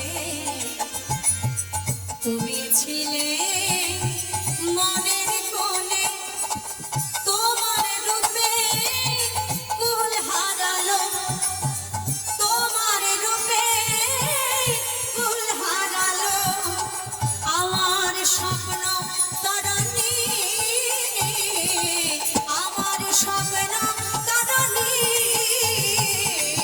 কে তুমি তন্দ্রা হরণী, কে তুমি তন্দ্রা হরণী, কে তুমি তন্দ্রা, কে তুমি তন্দ্রা, কে তুমি তন্দ্রা হরণী। আগে রাজা সাহেব, আপনি আমায় চিনতে পারছেন? আরে চিনেছি চিনেছি, কিন্তু লক্ষ্য হীরা আজকে তোমায় দেখে যেন আমি একেবারে মুগ্ধ হয়ে গেছি। এত সুন্দর সাজে এত রূপে তুমি এসেছো আমার কাছে, এইটাই তো প্রয়োজন ছিল আমার। আচ্ছা রাজামশাই, আজকের বাচন ভঙ্গি যেন একটু অন্যরকম মনে হচ্ছে। আপনার মনের মধ্যে কি চলছে বলুন তো? জানো তো লক্ষ্য হীরা, আমার রাজ্যে একটা সাধু এসেছে। শুনলাম সেই সাধুর নামে নাকি মুগ্ধ হয়ে আমার রাজ্যের প্রজারা সব একেবারে পাগলের মতো ভ্রমরের মতন ছুটছে তার কাছে। বলেন কি রাজামশাই? সেই জন্যই তো আমি তোমাকে মনে মনে স্মরণ করেছি। তুমি হলে একমাত্র আমার ব্রহ্মাস্ত্র, তুমিই পারবে ওই সাধুকে ভণ্ড বলে প্রমাণ করে আমার রাজ্য থেকে বহিষ্কার করতে। বুঝেছি, কি করতে হবে বলো। লক্ষ্য হীরা, তোমার এই রূপ যৌবন দিয়ে তুমি ওই সাধুকে ভণ্ড প্রমাণ করবে। যাও। কিন্তু রাজামশাই, এমনি এমনি তো আমি কোথাও কিছু করি না, এর বিনিময়ে যে করি লাগবে। কত চাও তুমি বলো? বলে 3 লক্ষ স্বর্ণ মুদ্রা লাগবে। 3 লক্ষ? তুমি যদি 300 লক্ষ স্বর্ণ মুদ্রা চাও তাতেও আমি রাজি। তবে হ্যাঁ, আমি তোমাকে 3 দিন সময় দিলাম। এই 3 দিনের মধ্যে তোমাকে এর প্রমাণ দিতে হবে। আর যদি তুমি না পারো, লক্ষ্য হীরা বললেন, যদি আমি হার মেনে যাই, না পারি সাধুকে তাড়াতে, তাহলে চিরদিনের মতন আমি ওই সাধুজির কাছে বিক্রয় হয়ে যাব। নিতাই গৌর হরি বল। দেখা যাক কি হয় বাবা। এখন লক্ষ্য হীরা মায়ের আসতে বিউটি পার্লার চেনেন তো? এই বিউটি পার্লারে গিয়ে 5,000 টাকা খরচা করে বাবা সুন্দর করে সেজেছে। যেমন আজকে সাধুকে ভোলাতে হবে, সুন্দর করে সেজে একেবারে থমকি থমকি যাচ্ছে। এই যারা বাইজি হয়, এদের হাঁটা চলা একটু অন্যরকম হয় না? এ কেমন হয় গো কাকা? একটু এদিকে আসো তো। হ্যাঁ, এনার মাঝে আবার বিয়ারিং আছে বাবা, ইনি ভালো দেখাতে পারে। তাই দেখো,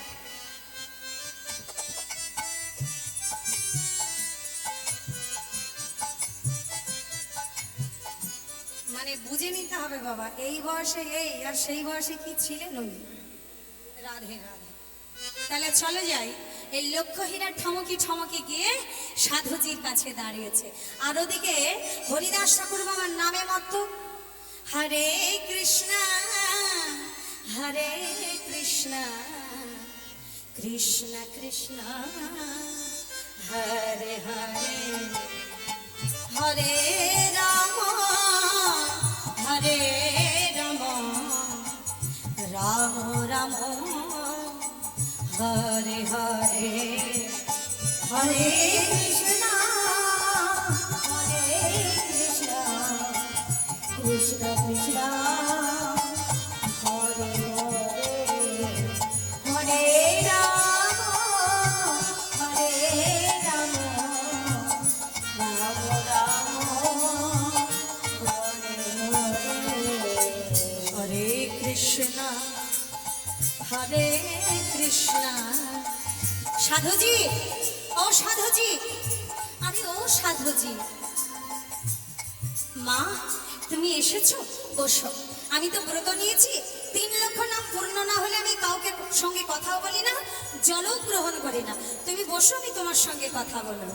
হরে কৃষ্ণ হরে কৃষ্ণ কৃষ্ণ কৃষ্ণ হরে হরে, হরে রাম হরে রাম রাম রাম হরে হরে, হরে কৃষ্ণ হরে কৃষ্ণ কৃষ্ণ কৃষ্ণ হরে হরে, হরে রাম হরে রাম রাম রাম হরে হরে, হরে কৃষ্ণ হরে কুলু ধ্বনি জয় ধ্বনি হরি বল, হরে হরে, হরে রাম হরে রাম রাম রাম হরে হরে। দেখা গেল বাবা নাম শ্রবণ করতে করতে কখন যেন সকাল হয়ে গেছে, পাখির কলরব গুঞ্জন বাইরে হচ্ছে। চারিদিকে তাকিয়ে দেখছে ঘড়ির আলো, যা সকাল হয়ে গেল, এখন কি হবে? এই বেটার নাম শুনতে শুনতে আমি আমার নিজের লক্ষ্যটাই ভুলে গেছি। সর্বনাশ, 3 রাত সময় নিয়েছি, মানে 3টে দিন, আর একটা দিন আমার হাত থেকে চলে গেল। তাতে কি আছে, এখনো 2টো দিন আমার হাতে আছে। এই 2টো দিনের মধ্যে বাবা মামলা খতম করে দেব। আজকে বাবা কি করেছে, আর একটু বেশি বাবা 2,000 টাকা আরো বেশি যোগ করেছে, মানে 5-এর সাথে আরো 2, 7,000 টাকা খরচা করেছে বিউটি পার্লারে। আরো ভালো করে সেজেছে, দামি দামি সাজ পোশাক অলঙ্কারাদি দিয়ে সুন্দর করে সেজে গুজে গিয়ে দাঁড়িয়েছে। কি সুন্দর সেজেছে মা, যাকে দেখলে একবারে পাগলের মতো মতন হয়ে যেতে হয়, হ্যাঁ, যেন তাকে দেখে বাবা স্বর্গের দেবতারাও হার মেনে যাবে। হ্যাঁ, ও কেন, ও কেন এত সুন্দরী হলো। এই যে না থাক বাবা, অনেক কষ্ট দিয়েছে আপনার, অনেক কষ্ট দিয়েছে, আর দেবো না। পরের বার বাবা সুন্দরের কথা বলবো। যাক গে যাক, এইবার সুন্দর করে সেজে গিয়ে আবার যে দাঁড়িয়ে বলছে, আরে ও সাধুজি, সাধুজি, ওই দেখো আমার সাধুজি ওখানে বসে আছে। হ্যাঁ, আমার দাদু, ওই যে বাবা এত কিছু করলাম, বেটাকে ভোলাতেই পারলাম। এই যে ও সাধুজি, বলে আমার বাড়ি একটু চাও। কিন্তু হরিদাস ঠাকুর বাবা তার দিকে একটু তাকিয়ে বলছে, মা তুমি আজও এসেছো? দুধ ছাড়, তখন থেকে শুধু মা মা করেই যাচ্ছে। আরে মা বললে আমি জায়গাটা তৈরি করবো কি করে? আরে তুমি আমায় অন্য কিছু বলে ডাকো, সই বলো, অন্য কিছু বলো। লক্ষ্য হীরা মনে মনে ভাবছে, ডাকে কি আসে যায়, কাজ আমার হাতে আছে। সাধুজি আমার পানি একটু চাও। শোনো, আমি তো ব্রত নিয়েছি, আজও 3 লক্ষ নাম পূর্ণ না করে আমি তোমার সাথে কথা বলবো না। তুমি বসো, আমি কথা দিলাম তোমার সাথে কথা বলো। আজকেও বাবা হরিদাস ঠাকুর নাম করছে, আর ওদিকে নামে মত্ত হয়ে লক্ষ্য হীরা কখন যেন নাম শুনতে শুনতে আজকেও ভোর হয়ে গেছে। যা, আজকেও সকাল হয়ে গেল, কি সর্বনাশ! এ করলে তো আমার হবে না। আমার নামও লক্ষ্য হীরা, আমি এত সহজে হার মানা মেয়ে নই। একটা রাত আমার হাতে আছে এখনো, আজকের রাতের মধ্যে আমি কাজ সেরে নেব। তবে এ বেটা সাধুকে দেখে আমার মনে হলো যা, যে এত সুন্দর সাজ পোশাক, দামি অলংকার আদি, এর মর্যাদা ইনি বোঝেন না, এর মান দিতে জানেন না।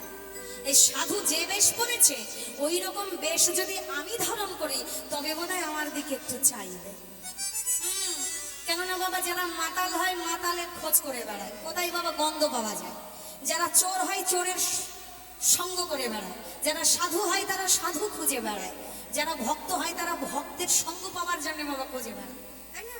হ্যাঁ, তা মনে মনে ভাবছে যে আজকে একটা রাত আমার হাতে আছে, দেখা যাক কি হয়। হ্যাঁ, আজকের বেশটা একটু পাল্টে দেব। ঘরে গিয়ে কি করেছে, যোগিনীর বেশ ধরেছে, কর্ণে পড়েছে শঙ্কের কুণ্ডল, রাধে রাধে, আর মাথায় বেঁধেছে একটা খোপা, চুল দিয়ে খোপা করেছে, আর চতুর্দিক দিয়ে বাবা নানান জাতীয় ফুল নয়, দামি দামি অলংকার আদি নয়, দিয়েছে কি তুলসীর মালা গেঁথে মোটা করে একটা বেড়ি করেছে, হাতে পড়েছে তুলসীর মালা, কণ্ঠে পড়েছে তুলসীর হার, আর ললাটে নিয়েছে তিলক। এই সুন্দর বেশে সেজে বাবা মন্ত্র তো কিছু জানে না, দাদার সঙ্গে তিলকের অঙ্কন করে দিয়ে চলে গিয়েছে। আজকে আবার সুন্দর বেশে সেজে সাধুজির সামনে গিয়ে দাঁড়িয়েছে, আর সাধুজি আজকেও বাবার নাম করছে, সাধুজি। আরে ও বাবাজি, মা তুমি আজও এসেছো? বাহ, আজকে যে তোমায় ভারী সুন্দর দেখাচ্ছে, খুব সুন্দর মানিয়েছে তোমাকে। জেনো না, তোমাকে আমার ভক্তি করতে ইচ্ছা হচ্ছে। তো কি যে বলো না তুমি, আরে অন্য কিছু বলো।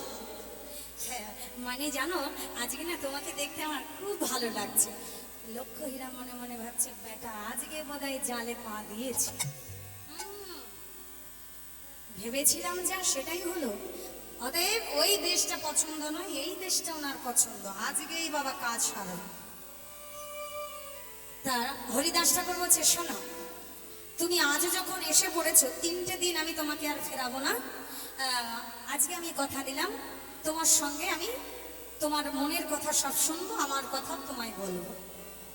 আজকে তোমায় ফেরাবো না, তুমি একটু বসো, আমি নাম পূর্ণ করি, তোমার সাথে কথা বলবো। লক্ষ্য হীরা মনে মনে ভাবছে, আর 2টো রাত কভার হয়ে গেছে, তোমার ওই জায়গায় আমি আর পা দিই?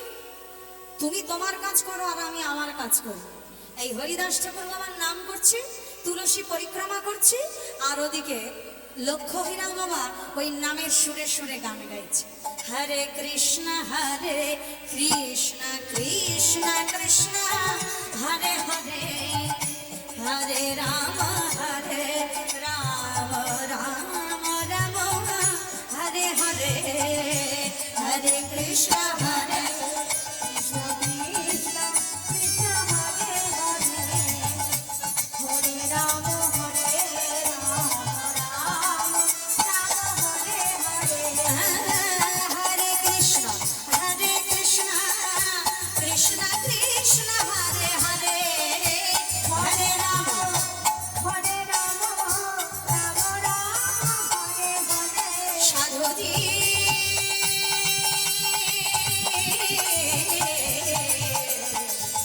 সাধুজি গো ভেটিবার নয়ন মেলে দেখো আমায় সাধুজি গো একবার নয়ন মেলে দেখো আমায় সাধুজি গো একবার নয়ন মেলে দেখো আমায় আমি কত সুন্দর তাও কি জানো না হরিদাস ঠাকুর নাম করছে হরে কৃষ্ণ আর এদিকে গাইছে আমি কত সুন্দর তাও কি জানো না আমি কত সুন্দর এই যে হরে কৃষ্ণ হরে কি ব্যাপার আমার মুখ দিয়ে কেন ওই নামটা বেরিয়ে গেল কি সর্বনাশ না না না না না আমার ভুল হয়ে গেছে আমার একই হলো আমার এত বড় মতিভ্রম ঘটলো কি করে ও গো আমায় নিয়ে খেলা করো সাধুজি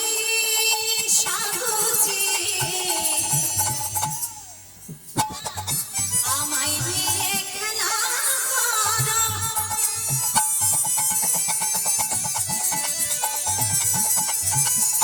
দেবা বেভাগরে আমায় নিয়ে এই দেখো যারা পতিতা গণিকা হয় না এরা পুরুষদের অঙ্গে শুধু ঢোলে পড়া স্বভাব বলি আমায় নিয়ে খেলা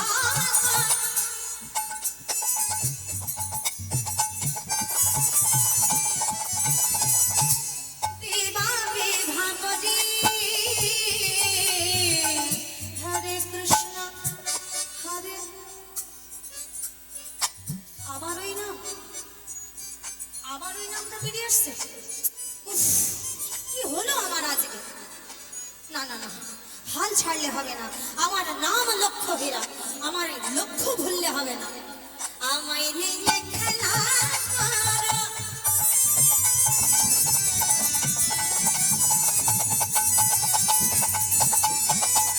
দেবা বেভাগরে আমি কত সুন্দর তাও কি জানো না আমি কত সুন্দর তাও কি জানো না তুমি মুগ্ধ হবে দেখে কি হরে কৃষ্ণ কৃষ্ণ কৃষ্ণ হরি হরি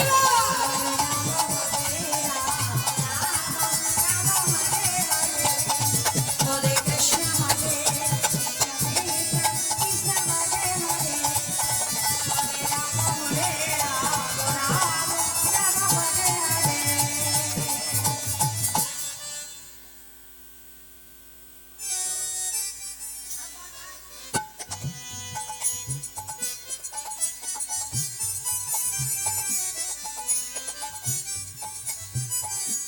নাম করতে করতে কখন যেন নিজের নাম ভুলে গেল লক্ষ্য হীরা হরিদাস ঠাকুরের চরণে এবার পতিত হলো ওগো ঠাকুর হে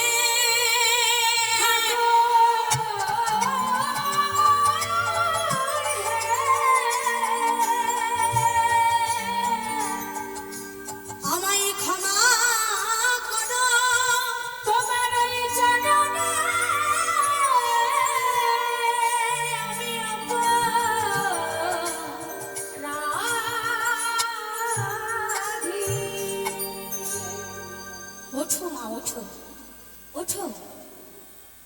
বলেছে তুমি অপরাধী। সাধুজি, তুমি আমায় ছুঁয়ে দিলে।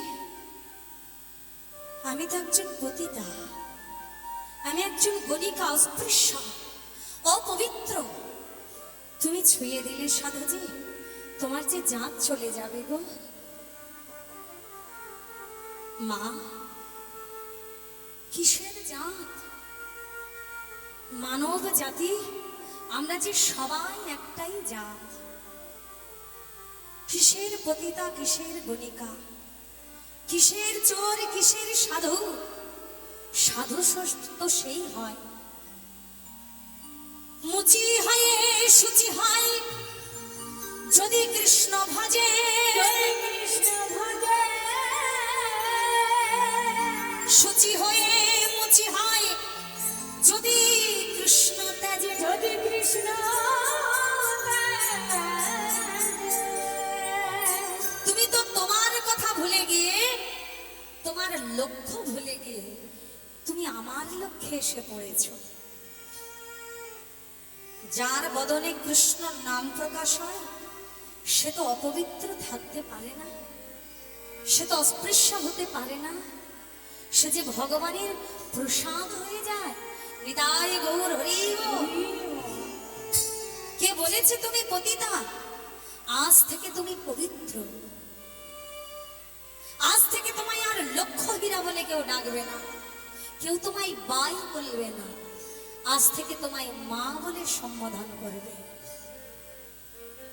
ঠাকুর, তোমার এত করুণা, তোমার এত কৃপা, আমি তোমায় ভণ্ড বলে প্রমাণ করে এখান থেকে তাড়াতে চেয়েছি, আর তুমি আমায় এত করুণা করলে সাধুজি, তোমার এত দয়া।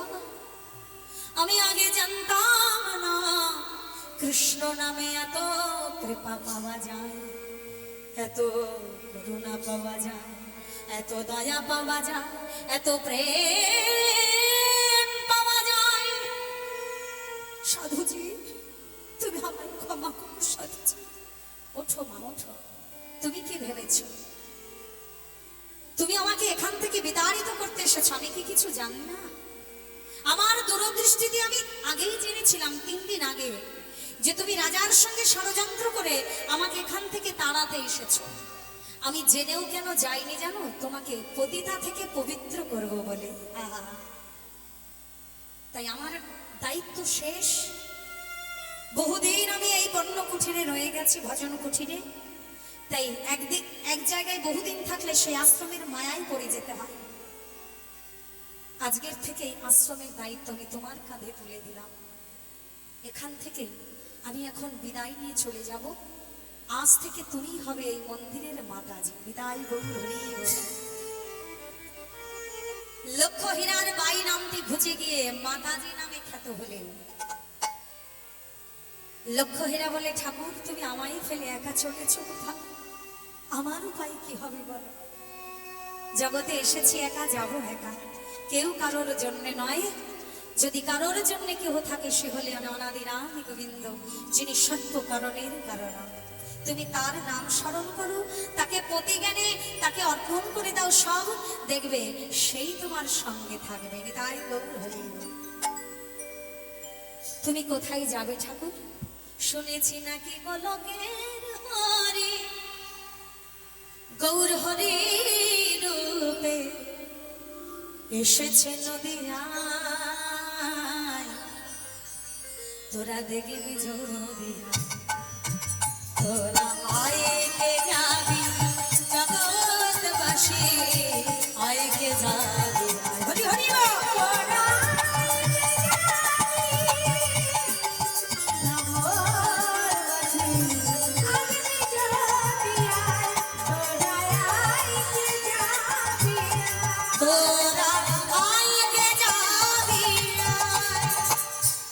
হরিদাস ঠাকুর অবশেষে এলেন শান্তিপুর কৃত্তিমা সোধার শ্রীপাঠ পাশে এক পণ্য কুঠির ভজন কুঠির তৈরি করে ভজন করেন। আর সেই ভজন কুঠিরে আমার নিতাই গৌরের দেখা। এই দুই ভাই তার প্রিয় পারিষদগণ সঙ্গে করে নিয়ে হরিদাস ঠাকুরের সঙ্গে এবার মিলতে এলেন। প্রভু আমার দাঁড়াইয়া আছে। হরিদাস ঠাকুর প্রভুকে দেখেও যেন কাছে যাচ্ছে না হরিদাস, দূরে কেন হরিদাস? বহুদিন যে তোমার আশাপথ পানিচে বসে আছে, একটিবার আমার হৃদয়ে এসো হরিদাস।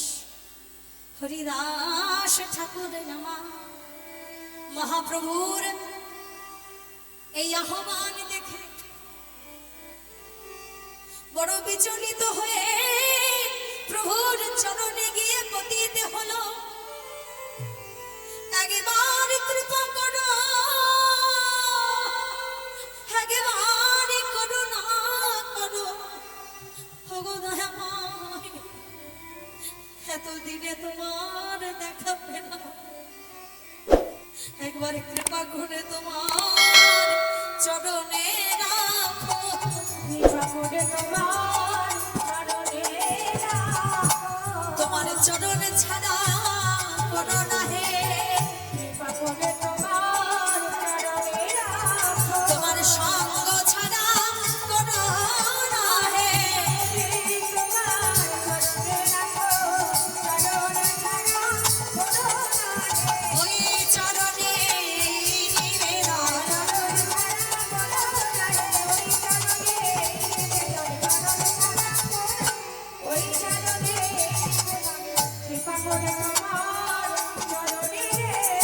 ভক্ত আর ভগবানের মিলন হইল, ও ভক্ত আর ভগবানের মিলন হইল, ও মদন ভরে সবে মিলে হরি হরি বলো, হৃদয় গৌর হরি বল, হরি বল, হরি বল।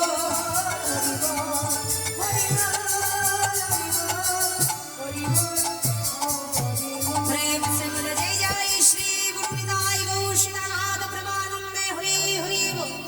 जय राधेश्याम। वंशा कल्पतरुभ्यश्च कृपा सिन्धु भैवच पतितानां पावनेभ्यो वैष्णवेभ्यो नमः नमः। हा कृष्ण करुणा सिन्धु दीनबन्धु जगत्पते गोपेश गोपिकान्त राधाकान्त नमोऽस्तुते।